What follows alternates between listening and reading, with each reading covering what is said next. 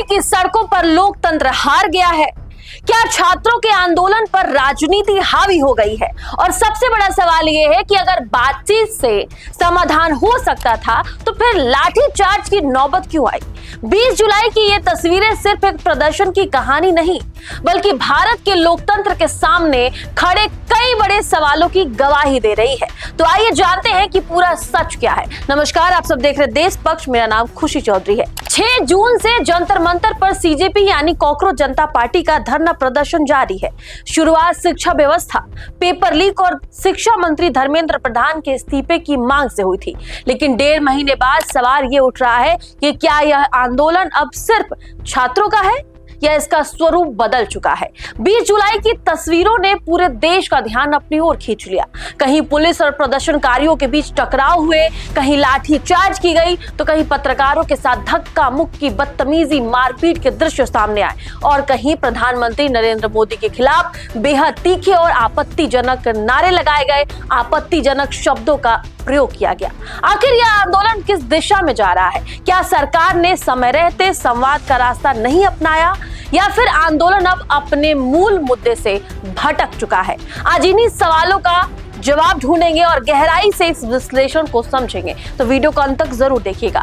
देखिए, 6 जून को दिल्ली का जंतर मंतर सीजेपी के बैनर तले छात्र धरने पर बैठे। उनकी मुख्य मांग थी कि पेपर लीक रुक जाए, इस मामले में जवाबदेही तय हो, शिक्षा व्यवस्था में सुधार हो और शिक्षा मंत्री धर्मेंद्र प्रधान का इस्तीफा हो। शुरुआत में यह आंदोलन पूरी तरह छात्रों से जुड़ा हुआ दिखाई दिया, लेकिन जैसे जैसे दिन बीतते गए, अलग अलग छात्र संगठनों के साथ कई राजनीतिक दलों के नेता मंच पर दिखाई देने लगे और इसके बाद से ये आंदोलन 2 टुक में बट गया। यहीं से सवाल उठने शुरू हो गए कि क्या आंदोलन अब सिर्फ छात्रों का रह गया है?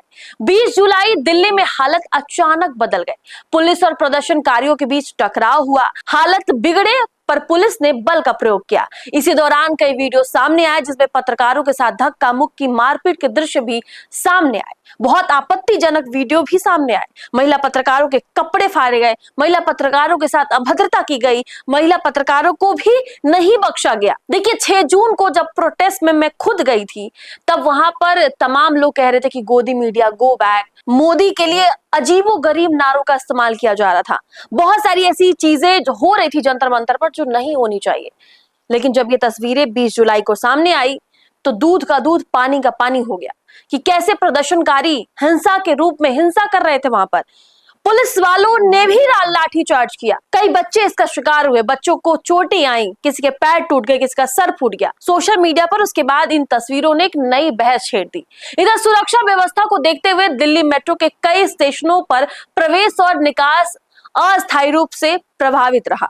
इन घटनाओं के बाद सवाल केवल आंदोलन पर नहीं बल्कि पूरे लोकतांत्रिक माहौल पर उठने लगे। सवाल यह भी है कि क्या हालत यहां तक पहुंचना चाहिए? लोकतंत्र की सबसे बड़ी ताकत क्या होती है? संवाद। मतभेद हो सकते हैं, विरोध भी हो सकता है, धरना भी लोकतंत्र का हिस्सा है, लेकिन जब हालत टकराव में बदल जाए तो सबसे पहले जिम्मेदारी किसकी बनती है? क्या सरकार को पहले ही छात्रों के प्रतिनिधियों से बातचीत नहीं करनी चाहिए थी? क्या समय रहते संवाद होता तो लाठीचार्ज जैसी नौबत नहीं आती? लोकतंत्र में पहली प्राथमिकता संवाद होनी चाहिए या दमन? यही सवाल आज देश के लाखों युवाओं के मन में भी है। एक और बड़ा सवाल, अगर यह केवल छात्रों का आंदोलन है तो मंच पर लगातार विपक्षी दलों के नेता क्यों दिखाई दे रहे हैं? क्या विपक्ष इसे सरकार को घेरने के अवसर के रूप में देख रहा है? वहीं दूसरी तरफ सरकार समर्थकों का कहना है कि असली मुद्दा शिक्षा था, लेकिन अब राजनीतिक बयानबाजी ज्यादा दिखाई दे रही है। यह भी बहस का विषय बन गया है। कुछ जगह प्रधानमंत्री नरेंद्र मोदी के खिलाफ बेहद आपत्तिजनक भाषा का इस्तेमाल किया गया, नारे लगाए गए। क्या किसी लोकतांत्रिक आंदोलन में व्यक्तिगत अपमान या अभद्र भाषा की कोई जगह या सीमा होनी चाहिए? मुद्दों पर बहस हो सकती है, सरकार की आलोचना भी की जा सकती है, वो भी लोकतंत्र का हिस्सा है, लेकिन भाषा की मर्यादा भी उतनी ही जरूरी मानी जाती है। इसी बीच प्रधानमंत्री नरेंद्र मोदी ने सोशल मीडिया पर कहा कि देश के युवाओं का भविष्य सर्वोपरि है। उन्होंने पेपर लीक मामलों में फास्ट ट्रैक कोर्ट और दोषियों के खिलाफ कड़ी कार्रवाई की बात भी कही। यानी सरकार का संदेश बिल्कुल साफ है कि पेपर लीक को गंभीरता से लिया जा रहा है। लेकिन आंदोलनकारी कहते हैं कि केवल घोषणा नहीं, जवाबदेही भी तय होनी चाहिए। यहीं पर सरकार और आंदोलनकारियों के बीच सोच का बड़ा अंतर भी दिखाई देता है। क्या सरकार ने बातचीत की कोशिश की? चलिए वो भी जान लेते हैं। लेकिन कहानी का एक दूसरा पहलू यह भी है दोस्तों कि 20 जुलाई 2026 को सीजेपी के मुख्य प्रवक्ता सौरव दास और राष्ट्रीय प्रवक्ता आशुतोष राणा ने केंद्रीय मंत्री जेपी नड्डा से मुलाकात। इस मुलाकात में सीजेपी प्रतिनिधिमंडल ने अपने मांगों से जुड़ा एक लिखित ज्ञापन भी सौंपा। प्रतिनिधिमंडल ने शिक्षा मंत्री धर्मेंद्र प्रधान के इस्तीफे, नीट से जुड़े मामलों में प्रभावित परिवारों को मुआवजा और सोनम वांगचुक की रिहाई जैसी मांगों को रखा था। सीजेपी के अनुसार जेपी नड्डा ने उनकी बात को गंभीरता से सुना और सरकार के समक्ष उचित स्तर पर रखने का भरोसा भी दिलाया।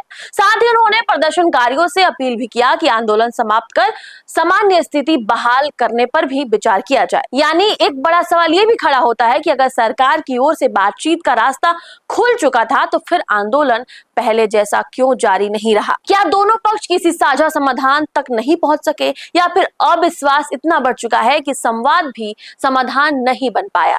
आज सबसे बड़ा सवाल किसी एक राजनीतिक दल का नहीं, बल्कि देश के भविष्य का है। क्या छात्र आंदोलन अपने मूल मुद्दे शिक्षा और परीक्षा सुधार पर वापस लौटेगा? क्या सरकार बातचीत की पहल करेगी? क्या विपक्ष इस आंदोलन को राजनीतिक रंग देने से बचेगा? और सबसे महत्वपूर्ण, लोकतंत्र में पहला रास्ता संवाद होना चाहिए या टकराव? अपनी राय कमेंट सेक्शन में जरूर लिखिएगा।